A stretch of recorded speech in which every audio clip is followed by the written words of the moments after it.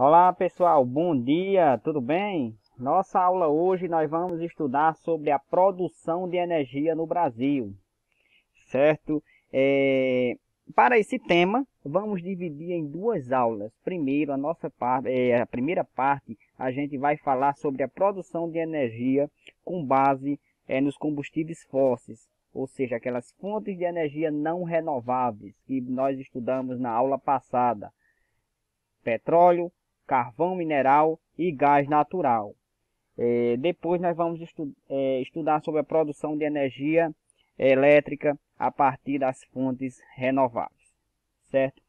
Também vamos entender um pouco sobre o panorama energético brasileiro atual e quais são suas perspectivas para o futuro. Primeiro, o crescimento populacional e o desenvolvimento de novas tecnologias apresentou uma nova elevação do padrão de consumo. Com isso, houve a necessidade de um aumento da produção de energia. Não só no Brasil, mas isso foi uma tendência no mundo inteiro, certo? A gente viu nas aulas passadas que nos países mais desenvolvidos, onde tinha o desenvolvimento de mais tecnologia, existia um maior consumo de energia, certo? E aqui o Brasil, apesar de ainda não ser classificado como um país desenvolvido, mas o Brasil é um país emergente, como o México, a China, a Índia, e apresentou um alto crescimento, principalmente da produção industrial, nos últimos anos. Então esse alto crescimento veio junto com a elevação do padrão de consumo de energia. Com isso, sente-se a necessidade de diversificar a sua matriz energética para ter uma autossuficiência energética, certo? Aumentando esse consumo de energia, vai aumentar também os impactos ambientais, porque até as fontes menos poluentes de produção de energia, ela vai gerar um determinado impacto ambiental. Isso é o que preocupa muitos, que inclusive estão a cada vez mais tentando desenvolver fontes menos poluentes, fontes que venham a causar menos impactos ambientais. No Brasil, esses problemas se agravaram na segunda metade do século XX. Foi nesse período, principalmente a partir de 1960, 1970, que o Brasil ele deixou de ser um país agrário rural, onde a maior parte da população morava na zona rural e vivia de atividades agrárias, e passou a ser um país urbano industrial. Foi quando a industrialização ela começou a se desenvolver mais, certo? A gente já estudou um tema sobre isso, principalmente com Getúlio Vargas e depois Juscelino Kubitschek. Então, e também houve um aumento, uma transferência das pessoas que antes moravam na zona rural, passaram a morar na cidade, certo? Então houve um aumento desse processo de urbanização. E com isso também veio uma elevação do consumo, do padrão de consumo de energia. Diante de todos esses problemas, torna-se necessário buscar novas fontes alternativas de energias, aquelas que sejam mais viáveis, mais eficientes, aquelas que sejam mais seguras e menos poluentes, certo?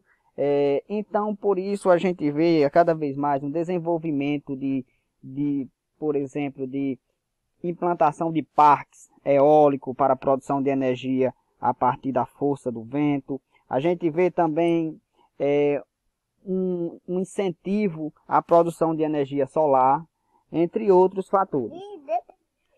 Porque são fontes que vêm a causar menos impacto ao meio ambiente e que pode trazer uma autossuficiência energética para o país.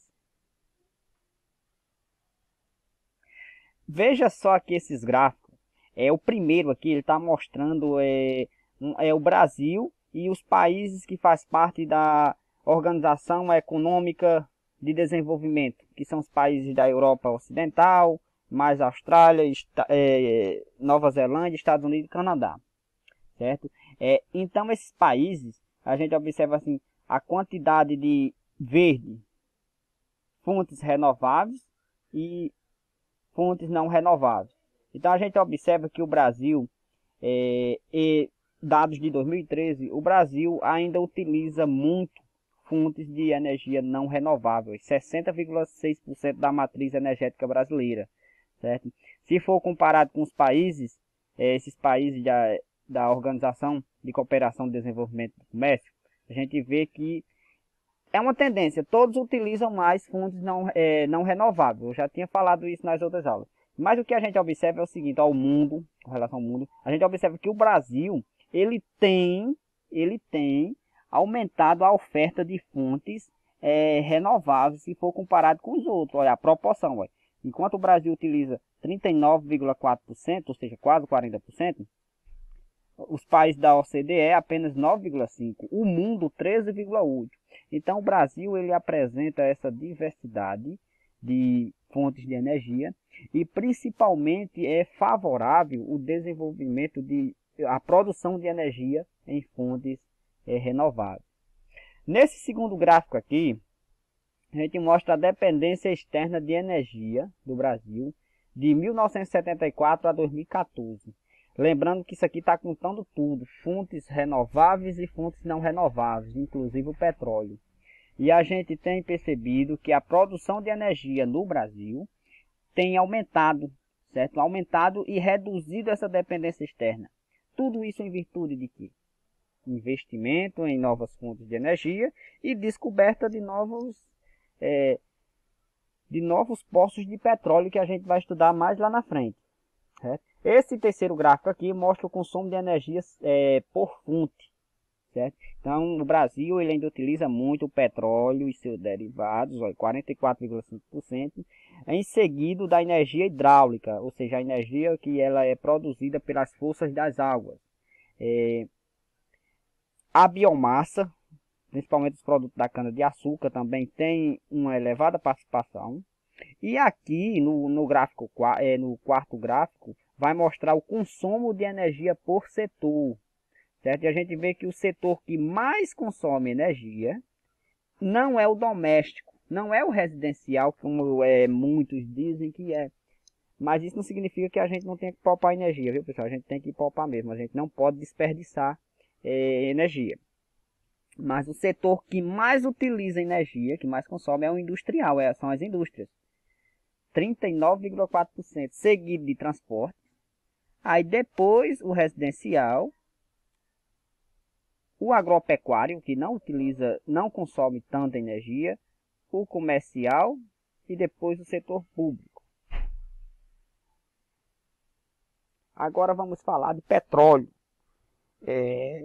Petróleo e gás natural no Brasil, porque como eu falei, o petróleo ele é formado, a sua formação ao longo do tempo geológico, tem a mesma formação do gás natural, né? O gás natural ele é formado próximo a onde tem poços de petróleo, pelo mesmo processo, certo?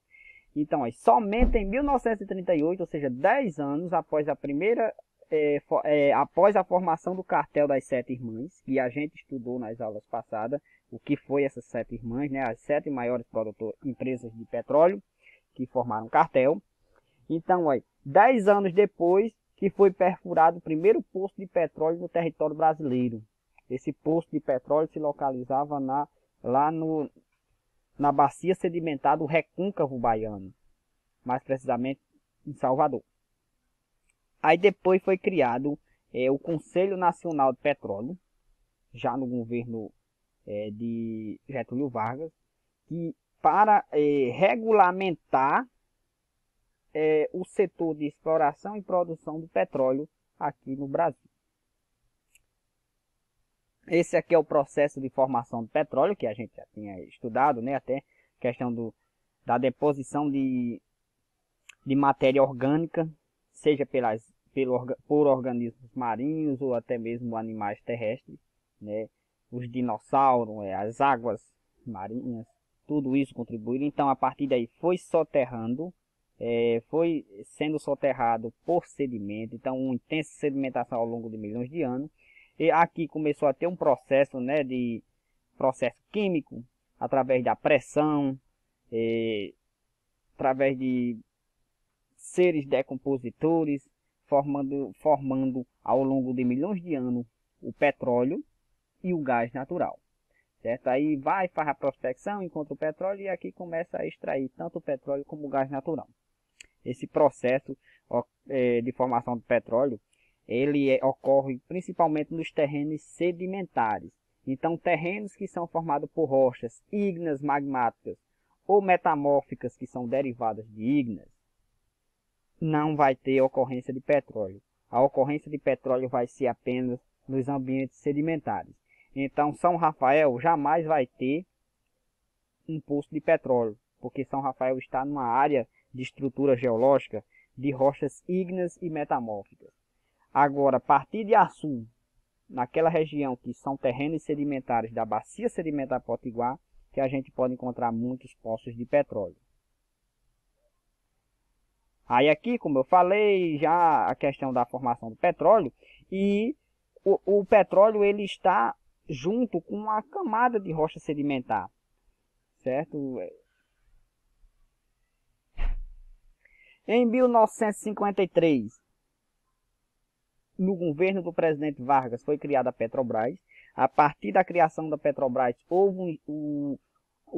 instituiu-se o monopólio estatal tanto na extração, transporte e refino do petróleo no Brasil. Todo esse serviço no setor petrolífero feito pela Petrobras, certo? Uma empresa estatal, que hoje ela já perdeu esse monopólio, né? A gente sabe que tem outras empresas que já atuam aqui, e a Petrobras, a nossa mais rica estatal, corre um risco de no futuro mais próximo ser privatizada, né?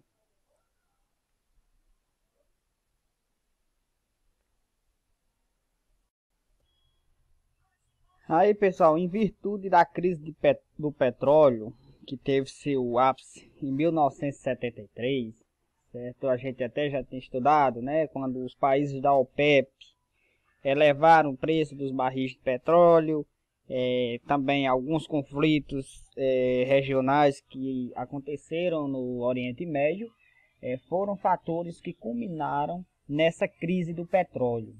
A partir daí, países que não eram integrantes da OPEP, que também não se destacavam como grandes produtores de petróleo, passaram a realizar pesquisa, prospecção, em busca de aumentar a sua produção interna, certo? E reduzir essa dependência que tinha do petróleo vindo principalmente dos países do Oriente Médio.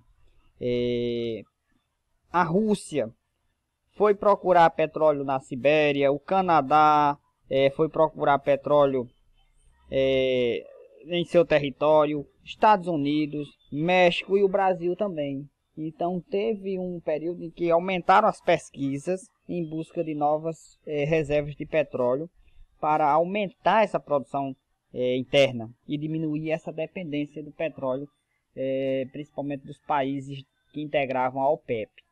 Certo? No Brasil, o governo firmou contrato com empresas privadas, quebrando o monopólio da Petrobras, certo? Então, a partir esses contratos, para que as empresas autorizavam as empresas a pesquisar petróleo em áreas que eram propícias para a existência desse produto. As áreas mais propícias, que eu já falei para vocês, são os terrenos sedimentares, principalmente as bacias sedimentares, certo? Em áreas de rochas ígneas e metamórficas, eles já não procuravam, porque sabem que não existe a possibilidade de formar petróleo nessas áreas, certo? Então, esse contrato que o governo firmou, ele tinha dois pontos e muito interessante, certo? Então, o governo ele foi muito inteligente nessa parte desses contratos. Primeiro, caso a empresa encontrasse petróleo, os investimentos feitos seriam reembolsados a ela e se tornaria sócia da Petrobras. E caso a empresa não encontrasse, ela arcaria sozinha com os prejuízos da prospecção. Então era um risco. Uma empresa que fizesse o contrato, se ela achasse o petróleo, Todos os investimentos, todos os gastos que ela teve, era reembolsada pelo governo. E ela ainda se tornaria sócia, ou seja, ia lucrar com a venda desse produto. Mas se não encontrasse, aí ela ia ficar no prejuízo, 100% no prejuízo. Era esse o contrato que foi firmado na época do governo Getúlio Vargas. Em 1988, esses contratos foram proibidos e a Petrobras voltou a exercer novamente o monopólio, desde a pesquisa, extração, refino e transporte do petróleo. A partir de 1995, o Estado passou a ter o direito de realizar leilões e contratar empresas privadas ou estatais para atuar no setor, mais uma vez quebrando esse monopólio da Petrobras. E foi criada em 1997 a Agência Nacional do Petróleo, que é um órgão que é vinculado ao Ministério de Minas e Energia, e tem a atribuição de regular, contratar, fiscalizar as atividades ligadas ao petróleo e ao gás natural do Brasil. Então, toda fiscalização é feita e regulamentação a partir da ANP, a Agência Nacional do Petróleo. E aqui, as principais refinarias de petróleo existentes, né, do ano de 2015, certo? Então, aqui nós temos a Clara Camarão, localizada em Guamaré, certo? Uma pequena refinaria que se destaca aqui no Rio Grande do Norte. A Abreu e Lima, do Pernambuco, também é uma importante refinaria construída nos governos anteriores, e que ela era para ter sido construída no Rio Grande do Norte, mas em virtude das forças políticas de Pernambuco ter um peso maior do que o do Rio Grande do Norte, ela foi construída em Pernambuco, que não é produtor de petróleo. Assim como perdemos Fernando de Noronha para Pernambuco, também perdemos essa importante refinaria. E tem outras, tem muitas refinarias de petróleo, só para destacar aqui. E outra coisa interessante, eu não falei quando a questão da prospecção, eu não tinha falado. Até então, a maior produção de petróleo era aqui no Rio Grande do Norte. O Rio Grande do Norte era o maior produtor de petróleo do país, certo? Mas aí com a crise do petróleo, que houve aqueles contratos com as empresas para pesquisar petróleo, foi descoberto a bacia de Campos aqui no Rio de Janeiro, passando a ser a maior área de produção de petróleo do Brasil, que vai perder, já está perdendo para o pré-sal, que foi descoberto na bacia de Santos. Então a dependência externa do petróleo a gente vê que reduziu drasticamente aqui no Brasil, certo? Principalmente a partir daquelas prospecção de petróleo que começaram a fazer. Então começaram a descobrir petróleo no nosso território, começou a aumentar a produção, reduzindo essa dependência, certo? O aumento da produção nas últimas décadas se deve à descoberta da bacia de Campos, como eu falei, a área onde está tendo a maior extração de petróleo, por enquanto. E as perspectivas para o futuro ainda é maior, de aumento da produção de petróleo do Brasil, porque foi descoberto a bacia do pré-sal, né, que eu vou já falar sobre o pré-sal. Então aqui onde está localizado a bacia de Campos, é localizado em alto mar, certo? No estado do Rio de Janeiro. O Rio de Janeiro passa a ser o maior produtor de petróleo do Brasil. O Rio Grande do Norte, como eu falei para vocês, era o maior produtor de petróleo do Brasil antes da descoberta do petróleo de Santos, da bacia de Campos, desculpa, no Rio de Janeiro. Só que o Rio Grande do Norte, ele ainda continua sendo o maior produtor de petróleo em continente do Brasil. A bacia de Campos fica em alto mar, fica na plataforma continental. Já no Rio Grande do Norte, apesar de ser explorado também petróleo na plataforma continental, que é a continuidade da bacia sedimentar que fica submersa ao oceano, o Rio Grande do Norte se destaca como maior produtor em continente, principalmente aquelas regiões ali de Guamaré, Alto do Rodrigues, Pendência, Mossoró, Upanema, se destaca, é a área que está na bacia sedimentar potiguar. E fato curioso é que quando estavam tendo a prospecção de petróleo, tentando encontrar petróleo no Rio Grande do Norte, coincidiu também com a época em que tinha uma grande empresa que estava procurando fontes termais, que era a empresa do Hotel Termas, em Mossoró. Então elas encontraram petróleo. Procurando fontes termais, encontraram petróleo. Já algumas empresas que estavam fazendo a prospecção de petróleo encontrou algas termais. Então foi duas pesquisas que tinham objetivos diferentes e teve que suas descobertas ajudaram uma a outra, certo? Aí o pré-sal. As estimativas para o futuro do Brasil é que o Brasil se torne o 7º maior produtor de petróleo do mundo, com essa descoberta na Bacia de Santos de grandes reservas de petróleo, na camada do pré-sal. Segundo as estimativas da Petrobras, são mais de 30 milhões de barris que coloca o país como detentor de uma das maiores reservas mundiais de petróleo de boa qualidade do mundo, certo? Então, essa descoberta foi recente, né? Recente de 2006 para cá que foi descoberta e por isso que eu disse, Campos, Rio de Janeiro o maior produtor, mas o Rio de Janeiro vai perder esse status de maior produtor para São Paulo, né? Porque se realmente a produção for essa estimativa que a Petrobras tem, o Brasil vai dar um salto aí como um dos maiores produtores de petróleo, aumentando a sua produção interna, certo?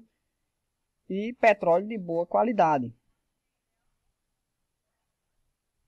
Vem os problemas ambientais, certo? Decorrente do petróleo, a gente sabe que a queima do combustível fóssil vai gerar poluição atmosférica, emissão de CO2 na atmosfera que pode contribuir para o aumento do efeito estufa natural, pode contribuir também para a formação de chuvas ácidas. Mas um dos principais problemas ambientais que a extração de petróleo tem causado, não só no Brasil, mas no mundo, são esses riscos de acidentes, né? Mais recentemente, o que foi notícia aqui, não só no Brasil, mas no mundo inteiro, foi o surgimento de manchas de óleo no litoral do Nordeste brasileiro, certo? Então, de origem desconhecida, certo? Alguns dizem que pode ter sido um navio que tenha soltado, pode ter sido um navio que tenha derramado óleo na costa do Atlântico. Outros dizem que pode ter sido criminoso, algum país para incriminar o Brasil derramou petróleo na sua costa litorânea. Enfim, essa origem, de onde surgiu esse problema, ainda está sendo debatida, certo? Mas o que acontece é que houve muitos danos no litoral nordeste brasileiro. A fauna foi afetada, a fauna marinha, alguns ecossistemas de manguezais também foram afetados. Famílias tradicionais que vivem da pesca ou do turismo também sofreram impactos desse problema que veio surgir esse ano aqui no litoral do Nordeste brasileiro, que passou a ser o maior desastre ambiental de petróleo no Brasil, certo? Porque até então o que era o maior desastre era o da Baía de Guanabara, quando um duto da Petrobras que levava óleo de petróleo para a refinaria Duque de Caxias derramou mais de 1 milhão de litros de petróleo na Baía de Guanabara, sendo que isso aconteceu em 2000, sendo considerado o maior desastre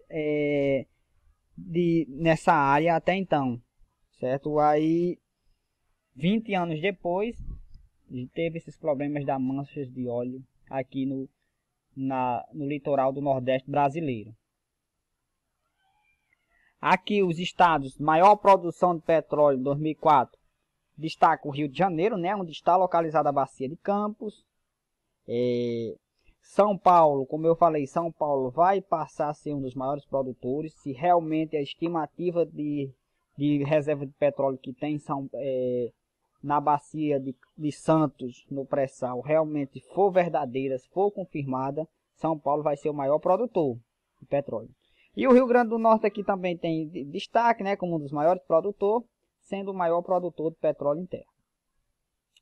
Gás natural. O gás natural é uma fonte de energia que vem apresentando as maiores taxas de crescimento na participação em nossa matriz energética. Por ser dos combustíveis fósseis, é a fonte de energia menos poluente e é mais fácil de ser transportada, certo? E também quem abastece aí nos postos de gasolina sabe que o gás natural ele é mais barato, tem uma viabilidade econômica melhor, certo? Como eu falei, o gás natural ele se destaca onde tem reservas de petróleo também. Então o Rio de Janeiro, que é o maior produtor de petróleo, também ele é o maior produtor de gás natural do país. Como eu falei, a viabilidade de utilizar o gás natural é devido ao transporte, é muito fácil o seu transporte. Então geralmente transportado em gasodutos, né? Eu destaco aqui o gasoduto Nordestão, que é o que faz todo esse transporte de gás natural que é extraído aqui do Nordeste do Brasil. Tem outros, viu? Como o gasoduto Brasil-Bolívia, né? Que quando o Evo Morales assumiu a presidência do país, ele nacionalizou o gás e o petróleo natural lá. A empresa lá passou a atuar, mas existe esse gasoduto também, que se destaca ali na região sudeste do país. Agora vamos falar da produção de de carvão mineral aqui no Brasil, certo?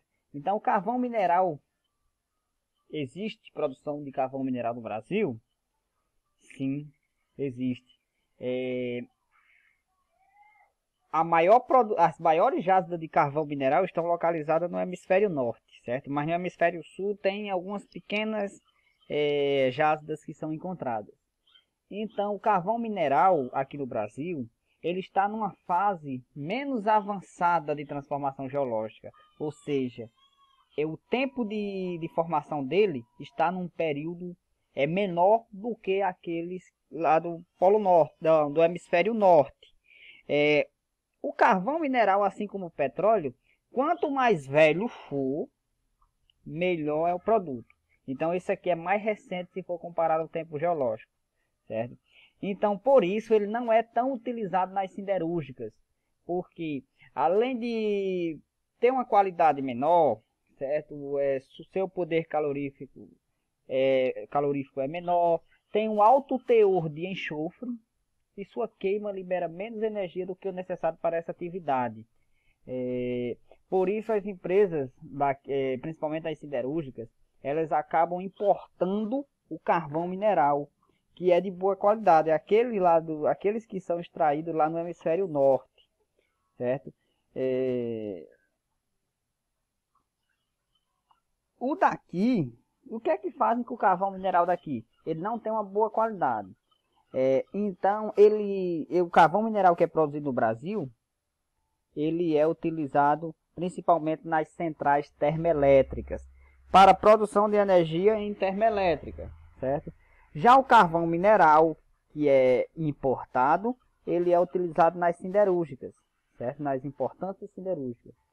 Então, por isso que o carvão mineral ele não é tão utilizado aqui no Brasil, o daqui, por causa que ele é mais novo, certo? E onde é encontrado o carvão mineral do Brasil? Próximo, na região sul do país, é onde são encontradas as maiores concentrações de carvão mineral. Não existe nenhum, até então, não existe nenhum local na região nordeste que possa encontrar, nem no Rio Grande do Norte, que possa encontrar carvão mineral, certo? As jazidas que são identificadas localiza na região sul do país. Era isso, pessoal. Nossa primeira parte da aula falando sobre a produção de energia no Brasil a partir dos combustíveis fósseis. Certo, pessoal? Até a próxima aula e saudações!